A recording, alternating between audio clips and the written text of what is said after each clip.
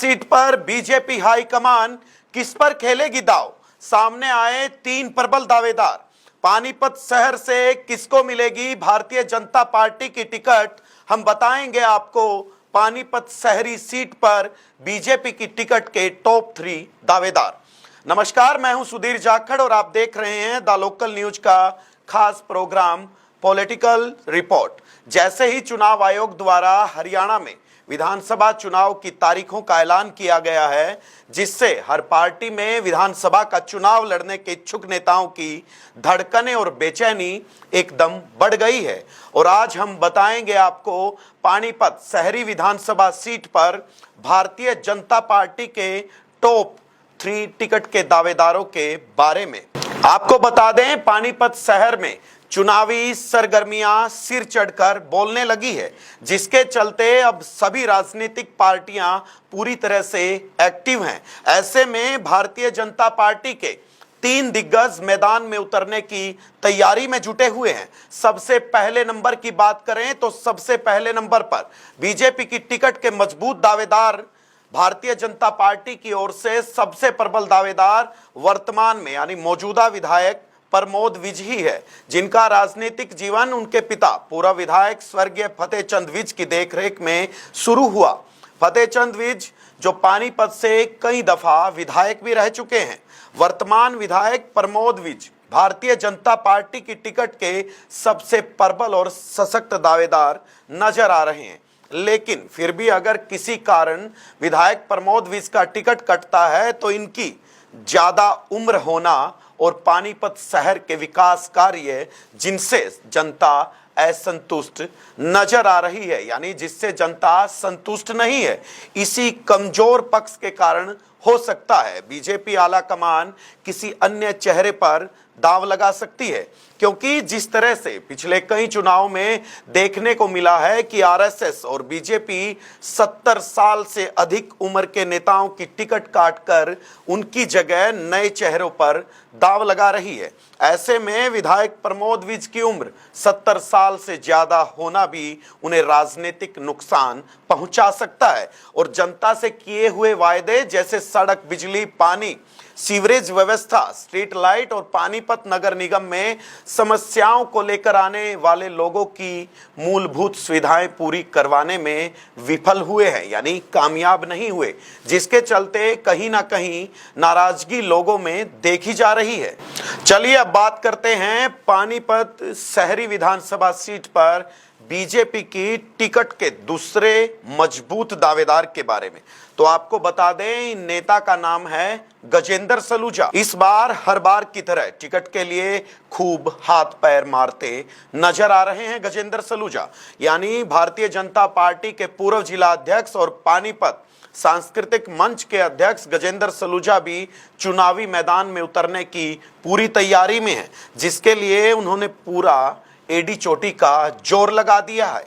हालांकि गजेंद्र सलूजा पार्टी के पुराने वफादार सिपाही रहे हैं और राष्ट्रीय स्वयंसेवक संघ के बड़े नेताओं के साथ इनकी अच्छी खासे संबंध हैं, यानी आरएसएस में इनकी अच्छी खासी ट्यूनिंग है। विशेष बात यह भी है कि बीजेपी पार्टी के लिए बुरे वक्त में ही तन मन धन से सक्रिय भूमिका निभाते आए हैं, लेकिन इनका कमजोर पक्ष ये है कि ये अकेले काम करने में विश्वास रखते हैं, जिसके चलते स्थानीय शहरी नेताओं से इनकी कम पड़ती है और स्थानीय सत्र के प्रोग्रामों में हाजिरी जनता में काफी कम नजर आती है। वहीं अब बात करते हैं टिकट के तीसरे और आखिरी दावेदार की। तो इनका नाम है लोकेश नागरू। बीजेपी की टिकट के दावेदारों में शामिल भाजपा के वरिष्ठ नेता और निवर्तमान पार्षद लोकेश नागरू भी मैदान में है। उनके पिता रमेश नागरू आरएसएस के वरिष्ठ नेताओं में शुमार हैं।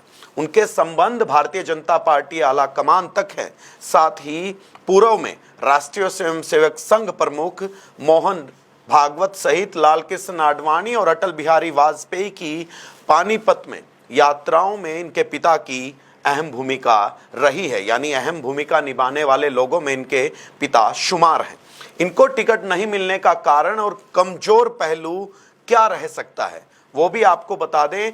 भारतीय जनता पार्टी के अंदर खाते विरोधी नेताओं में खुले रूप से विधायक प्रमोद विज और निगम पार्षद रहे लोकेश नागरू के बारे में ये चर्चा रहती है कि दोनों नेता बतौर विधायक और निगम पार्षद रहते हुए पानीपत के सबसे पॉश रिहायशी एरिया यानी मॉडल टाउन, हालांकि दोनों नेताओं का निवास स्थान मॉडल टाउन में ही है, बावजूद इसके स्ट्रीट लाइटें और सड़कों का सुधार नहीं करवा पाए हैं और दोनों ही नेता हमेशा इनकी वजह से आमने सामने भी देखे जाते रहे हैं और लोकेश नागरू को विधानसभा टिकट ना मिलने देने में सबसे बड़ा योगदान निभाने वाले और अब तक लोकेश नागरू की राजनीति में कुंडली मारे बैठे सांप रूपी नेता का नाम मैं आपको अपनी अलग स्टोरी में बताऊंगा। फिलहाल हरियाणा में होने वाले विधानसभा चुनाव में हरियाणवी वोटरों को ऐसे चेहरे भी नजर आएंगे जो कल तक चाटुकारिता की सभी सीमाएं लांघ जाते थे, मगर अब उन्हीं पर आरोपों की बौछार भी होगी। पिछले 5 साल में राजनीतिक परिस्थितियों में इतना बदलाव नहीं आया जितना कि लोकसभा चुनाव के नतीजों के बाद देखने को मिला है। कई नई राजनीतिक पार्टियों ने हरियाणा की धरती पर जन्म लिया है तो अनेक राजसी दिग्गजों का हृदय परिवर्तन हुआ है। कभी उम्मीदवारों के लिए तरस रही भारतीय जनता पार्टी अब उम्मीदवारों की लंबी कतार को लेकर उलझन में है कि किसको मैदान में उतारा जाए और किसको नहीं। सभी एक से एक बढ़कर एक हैं। वहीं मुख्य राजनीतिक पार्टियां कभी भी 2024 की हरियाणा विधानसभा चुनावी जंग के योद्धा रूपी टिकटार्थियों के नामों की सूची का ऐलान कर सकती है। ऐसे में देखना होगा कि किस उम्मीदवार के भविष्य का फैसला पार्टी आलाकमान करती है और शहरी विधानसभा की जनता किसे अपना आशीर्वाद देती है।